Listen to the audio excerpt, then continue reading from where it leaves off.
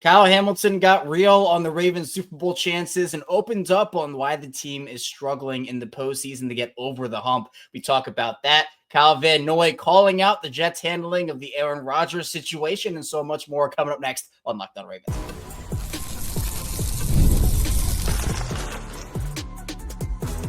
You are Locked On Ravens, your daily Baltimore Ravens podcast. Part of the Locked On Podcast Network, your team every day. Welcome into another edition of Locked On Ravens, your daily Baltimore Ravens podcast. I'm your host, Kevin Oestreicher of Ravens Wire, here with you on the Locked On Podcast Network, your team every day. As always, thank you so much for being here today and making Locked On Ravens a part of your day and your first listen each and every day, free and available for you on all podcasting platforms, including in video form on YouTube, where you can like and subscribe to the channel, and in audio form where you can follow along and subscribe over there. We're a 5-day-a-week Ravens podcast, even in the offseason. So news, analysis, updates, free agency coming up in less than a month. We have it covered over here on Locked On Ravens. Today's episode of Locked On Ravens is brought to you by FanDuel. Right now, new FanDuel customers can get $150 in bonus bets if your first $5 bet wins. Back with us, it is Sam Njoku of the Ravens Talk podcast. And Sam, a lot's happened since we last spoke. Lamar Jackson lost out on the MVP. Super Bowl, obviously, the Eagles get the job done in convincing fashion. I'm not even sure the Chiefs actually showed up to the game. Might have just been a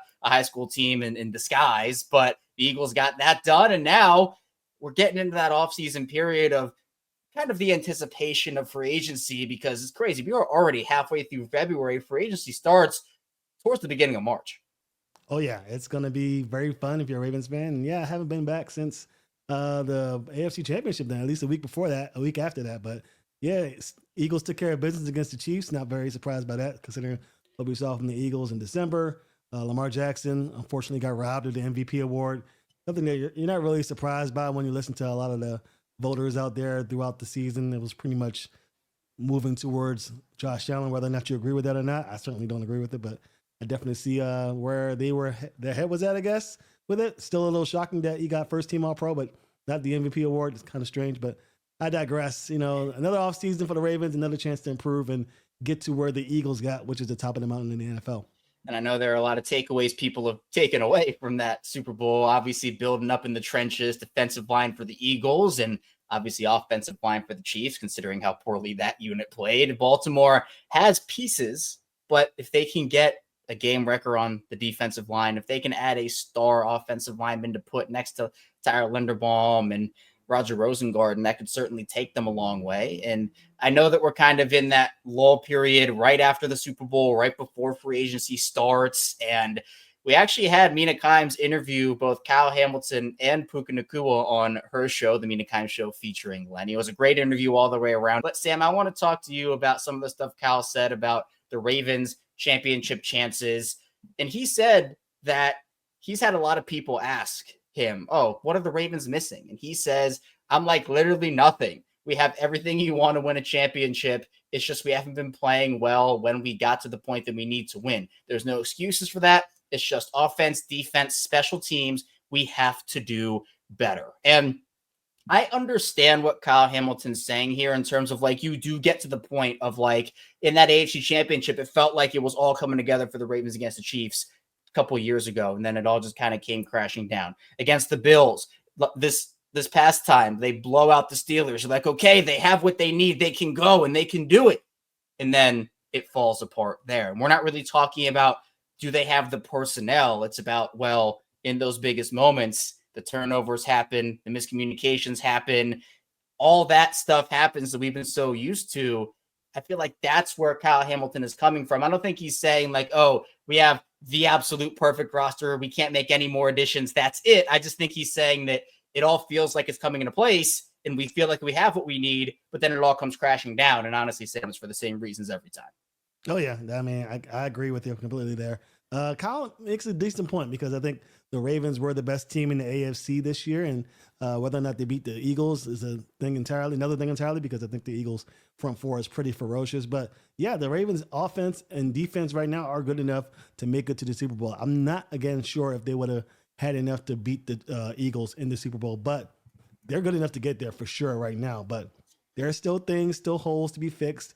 if they want to get to the level of the Eagles. Now, the Eagles have done a phenomenal job. Well, maybe not phenomenal if you're a cap guy, of getting talent in there and just, disregarding the cap space to get as much talent as they can, doing a good job how he has of getting guys in via draft to really fortify the defensive front and offensive front for Jalen Hurts and the DBs back there for the defense to get things going. So there are things the Ravens can do, little things by getting the dominant edge rusher, getting the offensive lineman that's, very good at complementing Tyler Linderbaum to hopefully get a chance to really be a factor in the Super Bowl if they get there. But yeah, they're good enough right now to get there. They just haven't been able to get it done when it counts. The turnovers for Lamar Jackson in the championship game last year and in the division round this time around. All of those things play a factor, and you can't make those mistakes in the big moments, because if you do, you're going home. Do you feel like, Sam, you mentioned a couple of those positions, obviously edge rusher, offensive line, and those have been two of the big points that people are talking about. But let's say the Ravens go in a different direction. Let's say they obviously DeCosta says, okay, well, safety is something we're going to be looking at. Corner, obviously, with Brandon Stevens. Maybe they go and get a wide receiver. Well, certainly there are some available on the market already, and people are talking about those names. But do you feel like if the Ravens don't prioritize the trenches, they will have everything they need to win a championship with guys like Nnamdi Madubuike, Travis Jones, Broderick Washington, depending on if Ronnie Stanley is back or whatnot? Do you think the trenches are as they need to be right now if they don't really go and address that? Or do you think a big move is needed there? I think on the offensive front, for sure. I think, there's a lot to be made about what the Ravens are going to do with Ronnie Stanley. I still think that Ronnie Stanley walks. So there's a lot of holes there. If Ronnie Stanley's not there, how do you fill that spot? The left guard position also in flux. There are talks of Andrew Voorhees probably being that guy at left guard if a decision isn't made in that regard. So maybe not as much on the offensive side. The defensive side, same thing. Calvin Oy just coming off a 12.5 sack season. Odafe Owe, another pretty good year. You got Travis Jones and Nnamdi Madubuike in the middle. So they have guys. I mean, let's not say they don't have anyone. So in my experience, from what I'm understanding from Eric DeCosta, I think safety and corner are probably going to be the two biggest areas that the Ravens try and fortify. Safety for sure, likely through free agency. There's a lot of good safeties available. The Ravens just hired somebody, I'm sure we'll talk about, that has a guy in Kansas City, and Justin Reed, that could possibly be a good fit. He's a free agent. So there are things that Ravens can do to make themselves better on defense. I think a lot of Ravens fans don't realize when the Ravens decided to move Kyle Hamilton up top and really fortify the back end of that defense, you really lost a lot of what you're able to do as far as disrupting plays in the middle of the field and causing havoc and causing, the quarterback to have a second or two longer to decide what to do. So having Kyle Hamilton in the middle of that defense, having him at the line of scrimmage, definitely helps this defense out a ton, especially in pass rushing. So I don't know if the Ravens are going to go out and get a big-time defensive end, Myles Garrett or Micah Parsons or whatever, or even in the draft to get somebody, maybe move up to the draft to get somebody of the talent that they'll need to really turn themselves into the Philadelphia Eagles. So I don't expect something like that, but I do expect them to get some safety help. I do expect them to get some offensive line help. That's going to be good enough for them to be competing for a championship again in 2026. Will that be good enough? 2025, I should say. But will that be good enough to beat the Eagles? I don't know. I mean, the Eagles are looking pretty good this time around, but I still think the Ravens would have had a better shot at beating the Eagles than the Chiefs did, because the Chiefs looked absolutely horrible. Yeah, I think the consensus is that if there was a team that could have challenged the Eagles, it would have been the Ravens, at least offensively, in terms of how the Eagles just made that Chiefs offense look like they didn't even belong there. Now, the Eagles had their way with the Ravens offensive line when they played at M&T Bank Stadium, but I don't think it would have been that bad, especially because with the way that Lamar Jackson is adept to getting out of those situations, which is why, Sam, a lot of people talk about, the Ravens offensive line, their sack numbers, like the Ravens, there weren't really a lot of sacks compared to other teams. And I sit here and I say, you got to give some credit to the offensive line, but I feel like that is more of a Lamar Jackson stat in some ways than it is an offensive line stat. So I don't know what the plan is going to be for the Ravens to match up with the Eagles, but I do think that they can take those things away. So I don't think Kyle Hamilton is misguided in what he's trying to say. I think that the Ravens do have a lot of pieces, and if they were to just run it back completely with everything the same and all the teams were the same and the draw was a little bit different, maybe it works out differently. But that's the beauty of sports, where, the best team doesn't always win. And I think for the Ravens, we saw that 2 years ago. They were the best team in the league, and then they fell to Kansas City just because of playoff circumstances. And just because in those moments, Baltimore has not yet figured out how to get over the ultimate hump. And Kyle Hamilton talked a little bit about that. So coming up in the second part of the show, we'll dive into Hamilton opening up on the Ravens playoff struggles, the Bills game, and just why it all goes haywire when the Ravens play in the postseason. So be sure to stay tuned. We got a lot coming your way on Locked On Ravens. First, the show is brought to you by FanDuel. When the game tips off, the NBA action is just getting started, and there's no better place to get in on it than FanDuel, America's #1 sports book. With FanDuel, you can place live bets throughout the game, so even if you miss the opening tip-off or want to bet on a fourth quarter comeback, you can stay in the action. And if you're looking for a bigger payout, you can even combine your live bets into a same-game parlay. I love using FanDuel's live betting feature because it keeps every moment of the game exciting. Whether I'm backing my team for a late-game rally or picking a player to hit a clutch three, I never feel like I missed my chance. Plus, the app is easy to use, and when you win, you get paid instantly. Right now, new FanDuel customers can get $150 in bonus bets if your first $5 bet wins. Just visit FanDuel.com to join today. That's FanDuel.com for your shot at $150 in bonus bets. Make every moment more. FanDuel, the official sports betting partner of the NBA. Back here on Locked On Ravens, Kevin Oestreicher and Sam Njoku still talking with you here. Off-season content always. It's a crazy lull period. You get so used to the Ravens playing every week, and you're like, okay, this is just natural now. And then you have to go 7 months without watching them play again. I think that's the hardest part for me, Sam, where it's like you're in such a groove, and then all of a sudden it gets taken away from you, even when it's not the Ravens. Like that Super Bowl was the last game we are going to get for a long time NFL-wise. But hopefully the Ravens can make it a little bit further next season. They'll have an opportunity to improve their team like we talked about. But Hamilton, in that interview with Mina and Puka Nacua, did talk about just where the Ravens go wrong in the postseason and why it goes the way that it has. He said, quote, during the regular season every year I've been here, it seems like we get into a groove and there's like a 6-week stretch where we're just blowing people out. And I think we sometimes struggle with playing from behind because we don't do it a lot. So in the playoffs, on the road, a hostile environment, playing from behind was just unusual territory. So we have to lock in that much more. Obviously, don't plan on playing from behind in the future, but if it does happen, we have to be able to respond correctly and just execute. And it is true, Sam, where you feel like the Ravens, especially this season, they go 0-2. You're like, okay, is this team does it have what it takes this season? They respond really well. And then the end of the year, they were just dominating everybody. And that bled into the postseason with the Steelers. And you're like, okay, they finally hit that stride. But I did remind people before the postseason started that it's not about how you play in the regular season. It's about how you play in the postseason. I know we talked about it, Sam, that 2012 team, they limped into the postseason at the end of the year. They fired coaches, made offensive line changes, and they still overcame all that, and they won the Super Bowl that season.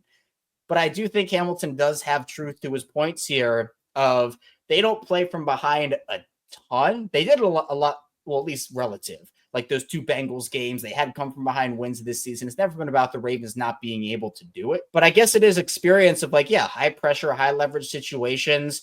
You get down early like that, 1 turnover, you get in your head about it.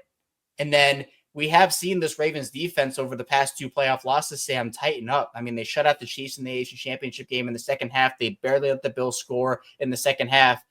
But like he said, it's about starting faster so you're not in that position so that you have much more of a runway to make mistakes. And then you're up, and it doesn't matter as much as if you're down. Yeah, and I think it starts in the regular season, to be honest. I think besides the AFC Championship game against the Chiefs, when you're the best team in the AFC, you need to be the 1 seed. And that means beating teams that you're supposed to beat. You can't lose to the Browns in the regular season.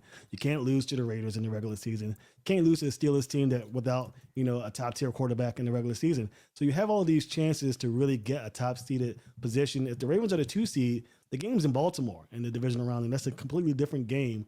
Well, without the snowy and icy conditions. Not to make excuses for the Ravens, but it is what it is. The snowy conditions definitely played a factor in the outcome of that game. So I know the regular season, the time when the Ravens, slowly get their mojo. But if you're the best team in the league, play like it for 17 games, get the seeding that you need, get that home field advantage. There's a reason why the Chiefs are always in the championship, because more often than not, they're the 1 seed and the AFC Championship is running through Arrowhead. So the Ravens need to first and foremost understand that every game is important. This isn't the NBA. This isn't the MLB. You have to win your games in the regular season, win the games you're supposed to give yourself a chance to have home field advantage, which is huge in the National Football League. And then the other part of it is, yes, the Ravens, when they play from behind, they get scared, they get tense, they try and go away from what they're good at. You didn't see as much of that in the Bills game, but what you saw was that turnovers really destroyed them. 3 turnovers, 2 with Lamar Jackson, 1 to Mark Andrews, a drop pass. You turn the football over, and even though you're the better team, every possession is crucial. Every catch is crucial. So when you're dropping passes, those are, magnified because of the fact that you had those 3 turnovers and you don't have that many more possessions to get on the scoreboard. So the Ravens do need to get better at, being good at being from behind and being able to overcome that. But again, I think it comes down to the regular season. Get those wins, get the seeding for the postseason. The 1 seed usually makes the Super Bowl. That's just the way it is. The 1 or 2 seed usually makes it. The Eagles were the 2 seed, the Chiefs are the 1 seed, and it is what it is. So get your games done in the regular season so you're not having this conversation in February about what could have been because you didn't win against, the Raiders or against the lowly Browns. This is one of my quotes I am most proud of, and I'm not even sure I came up with it, but I'm going to take credit for it anyway. September losses do not matter in September, but they do matter in December. Because when you are talking about seeding, when you talk about how the Ravens lost to Kansas City by a toe, and honestly, that's not even the worst one, Sam. We know that. The Raiders wasn't excusable. The Browns wasn't excusable. You win those games, and we are talking about the Ravens playing that divisional round game at home. I mean, that is a true point. It is a real point, and it's something that I'm glad we are talking about here because, you lose week 1, you're 0-1, right? You're like, oh, you still have 16 weeks or 17 or however many games they're going to have in the next 5 years. Might be 20 by the pace we're going here. But, you still have a couple months to right the ship. But then when it comes down to home field advantage, to winning your division, to maybe even sneaking into the postseason as the 7 seed, you look back on a bad loss in September and you're like, man, they were just able to get the job done. This would be a whole different conversation. And the landscape changes. And every team has bad losses. Every team goes through that. This isn't just a Ravens exclusive thing. But I think that you're right, Sam, when you are in these moments more often than not of struggling in the postseason the way that the Ravens had because of the same issues, every advantage matters, every single one. And that's not a bad thing. Like in the postseason, I know, Sam, in the regular season, everybody gets so hung up on bad losses, ugly wins. Like, oh, this was a terrible loss. They're not going to win the Super Bowl. In the playoffs, I don't care how you win the game. Just win the game. It can be the ugliest game I've ever seen in my life. If they win that game, I'm coming on here happy as all be it because I know that they are advancing to the next round. And they almost did that. It was a really ugly win for the Ravens against Buffalo. Unfortunately, they could not pull it out. But Hamilton also had a little bit more to say on the topic, and he talked about the Bills game specifically. He did say specifically on the Bills game, we had a couple of turnovers. Our defense didn't start well. Offense came out and scored on the first drive, and we gave up a touchdown right back. We don't want it to fall on our offense to have to go down and score. We want it to be on the defense to get that stop and win the game for us. Both sides of the ball, obviously, it's going to be a tough offseason to have to live with that, but we have another year and hopefully right that wrong. And I know, Sam, the joke right now is it's the Ravens revenge season on top of the revenge season on top of the. It's like, how many revenge seasons do you need to get over the hump? How much motivation do you need to get over the hump? I think the Ravens will be motivated by this. The Ravens will go back to Buffalo in the regular season next year. They will play the Bills there.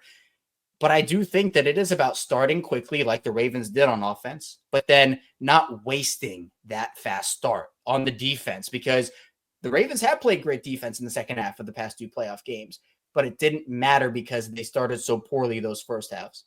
Yeah.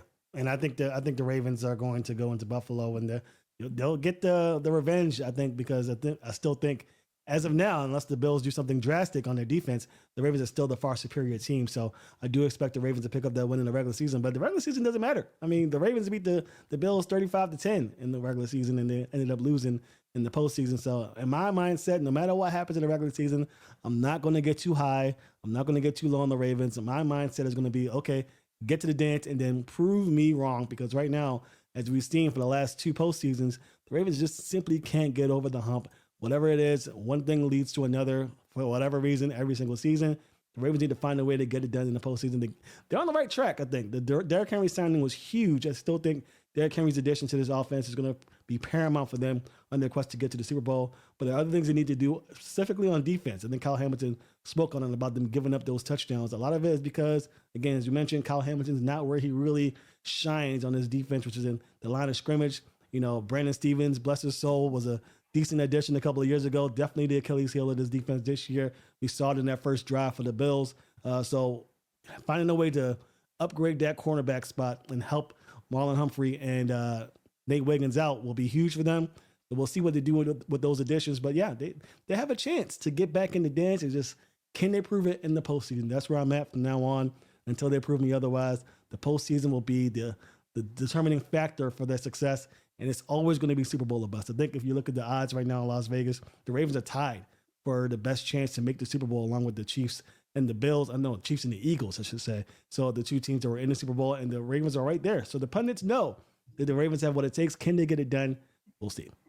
Yep. And looking right now, it's Eagles right now on FanDuel is plus 600. Chiefs and Ravens are tied at plus 650. So they are regarded as one of those top teams. And I think that with the way that they played these past two regular seasons into the postseason, because again, Sam, this was not just they were one and done in the postseason these two seasons. They dominated Houston last season before losing to Kansas City. They dominated Pittsburgh this year before losing to Buffalo. I think people might have been a little shocked that the Ravens did not go all the way these past two seasons because of how everything lined up. And I know both of us are. I know you're tapping your chest there. It's just it's a matter of, can you execute and can you perform when the lights are the brightest and when it matters? And unfortunately for the Ravens, that has not been the case. They've done it sometimes. I think that people talk about the Ravens as like they never win playoff games, which is just objectively false. But what you're remembered for your losses, I guess, in these situations, especially with how much Super Bowls weigh these days. Not that they didn't weigh anything before, but we are in a culture now where Jalen Hurts wins a Super Bowl and he's now being put over Lamar Jackson in conversations and Josh Allen and Joe Burrow. And I know you're shaking your head because he is technically in a different conversation because he has won a championship. No one is denying that fact. But in terms of if he's a better player, I don't think a Super Bowl automatically makes, like, again, was Trent Dilfer better than Dan Marino? Like, is that the conversation we're having? I know you and I are in agreement on this one. Jalen Hurts is not even top. I'm very hard to put him in top 10 QBs in the NFL, just strictly on what he's able to do. He's great for what the Eagles do, which is they run the football great. They have a ferocious defense. And if you put A in the box, he's able to make a throw against one-on-one coverage on the outside, which is basically what you get when you have 8 guys in the box. Jalen Hurts, if you have a defensive front that's able to combat the offensive line of the Eagles and you're able to keep 6 or even 5 guys in the box against Saquon Barkley and able to actually have a defensive backfield that's actually designed to stop the pass, Jalen Hurts isn't doing anything. I mean, the Ravens held Jalen Hurts to under 150 yards passing in their previous contest in December. He wasn't a factor. It was all about stopping Saquon Barkley, and it was about the Ravens making their kicks, which is what they failed to do in M&T Bank Stadium in December. But, man, I just can't get over the fact that they have Jalen Hurts, of all people, ranked in the top 5 of QBs, and some people have him over Lamar Jackson, the 2-time MVP, probably should have been 3 times. In fact, I know he should have been 3-time MVP, against Josh Allen, the reigning MVP, against Patrick Mahomes, the 3-time Super Bowl winner, 2-time MVP, Joe Burrow, who almost threw for 10,000 yards passing this season. You're going to put him with Jalen Hurts, who barely cracked 3,000. In fact, I'm sure he was under 3,000 this year. So I get the ring culture. I get, winning championships. We talk about it. We want to see Lamar Jackson win one because it's so good for his resume. But as far as who's a great QB and who's not, Jalen Hurts isn't in the top 5. No way, no doubt about it. Congratulations, Jalen Hurts. You won yourself a championship, but it wasn't because of you. It was because of your dominant rushing attack, your dominant defensive front, and you having the ability to read man-on-man coverage, something that I'm sure most high school quarterbacks can do. This is not a knock on Jalen Hurts, not to knock him, but I have the top 4 as Lamar, Allen, Mahomes, and Burrow, and then, let the muddy second-tier guys all where they may, but Jalen Hurts is nowhere near that tier.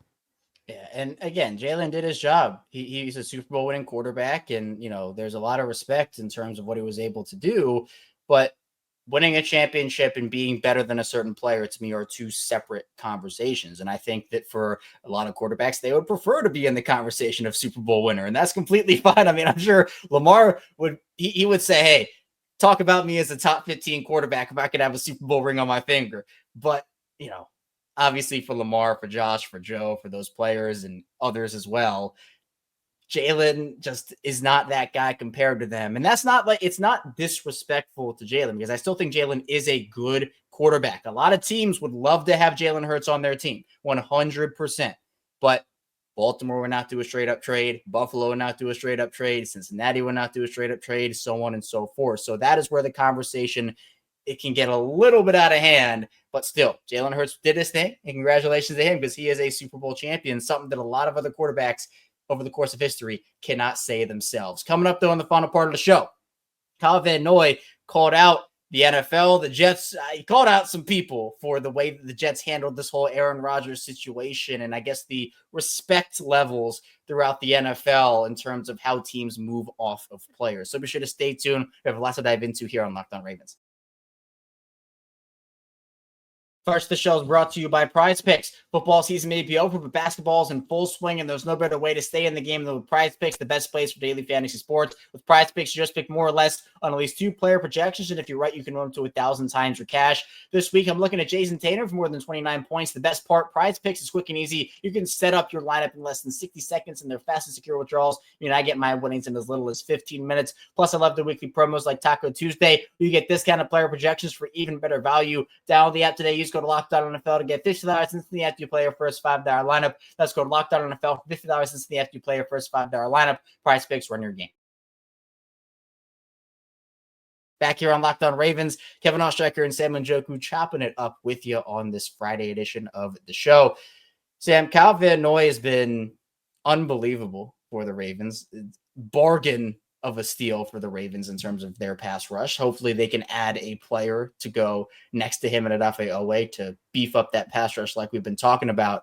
But Kyle Van Noy had some comments. For those that don't know, the Jets and Aaron Rodgers are parting ways. They are not going to continue their relationship, which I just think is probably better for everybody. I mean, it was an absolute disaster based off of all the expectations. And so the Jets ended up putting out on social media a farewell post to Aaron Rodgers. Now, 8 hours ago, it was at the time of this recording, and it was, we have informed Aaron Rodgers that we'll be moving in a different direction at quarterback. And there was a statement that was put out by the head coach and the general manager. They're posting like thank you graphics for Aaron Rodgers. Mind you, this is a quarterback that missed all but 2 minutes of his first year with the Jets due to the Achilles. And then obviously it was an absolute disaster for the Jets this year. And Kyle Van Noy took notice and took exception to that and said on Twitter, so no one can say he got cut or released now. Play long enough, you're eventually going to get a scare. Crazy they won't say it like that, though. Interesting. And he's referring to the fact that, well, why don't a lot of other players get this treatment, especially ones that have been there longer or are able to say that they had much more of an impact than Aaron Rodgers did with the Jets.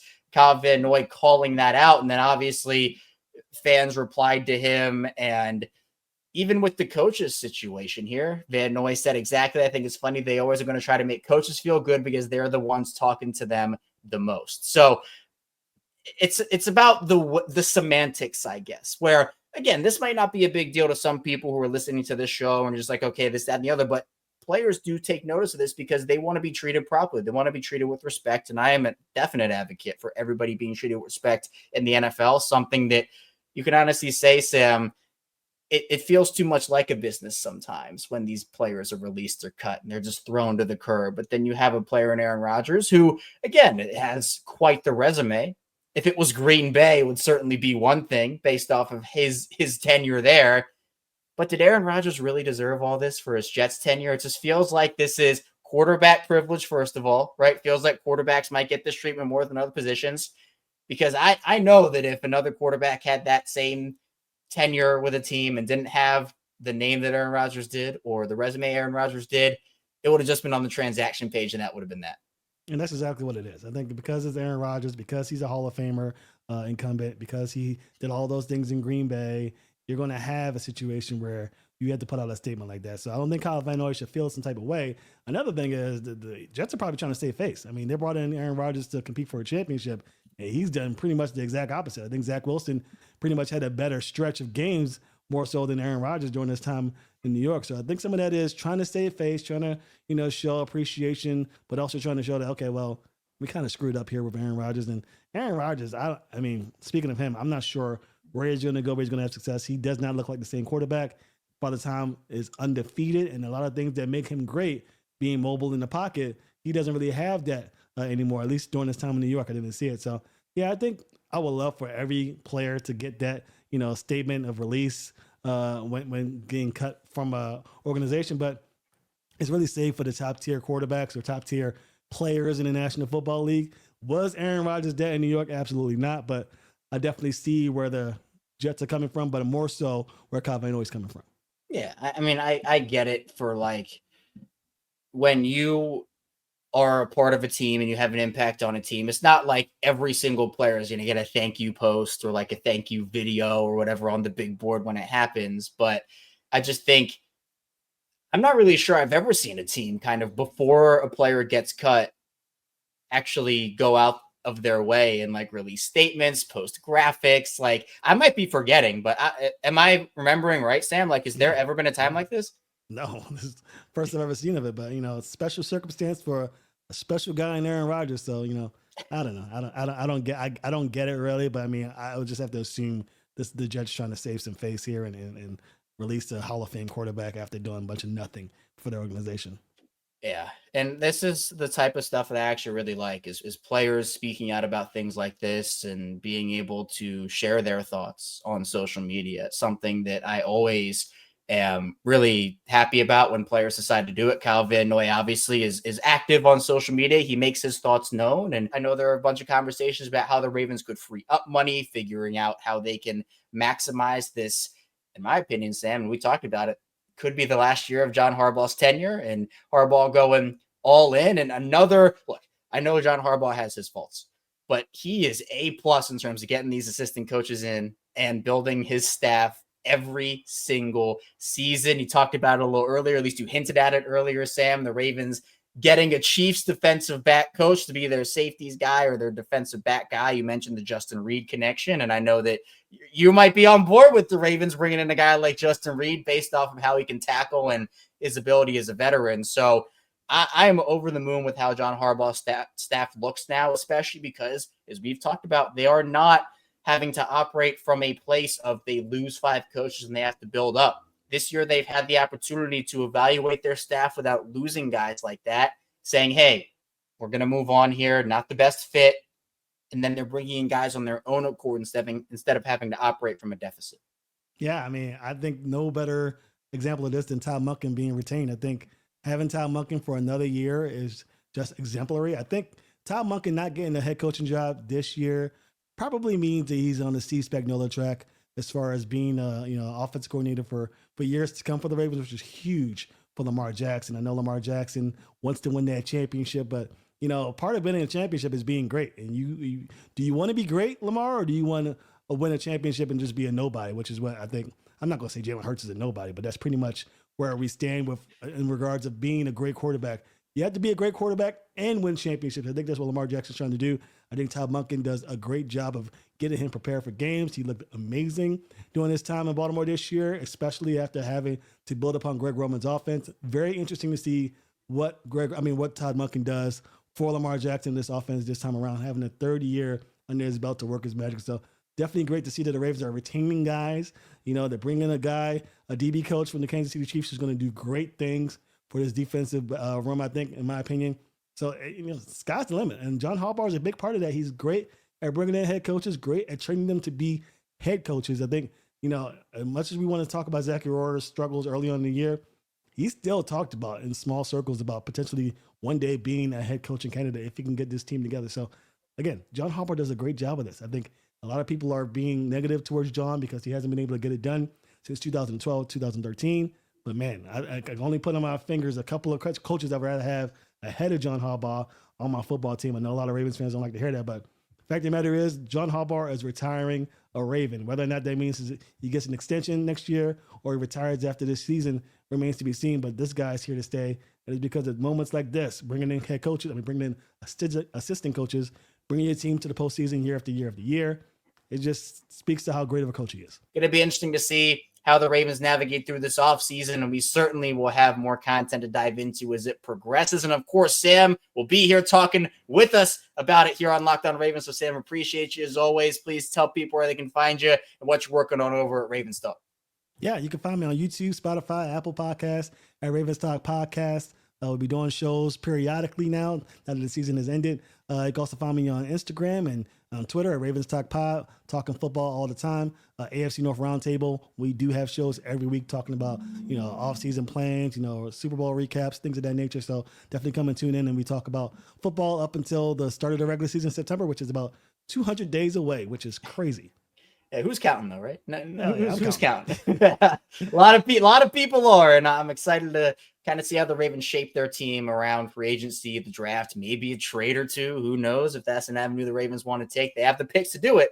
Hopefully, we might see one of those big splashes for the Ravens this offseason. Be sure, though, to check out Sam over at Ravens Talk, over at the Roundtable. Links in the description down below, as always. Sam, appreciate you again. And thank you to everybody who tuned in, watched, listened to the show here today.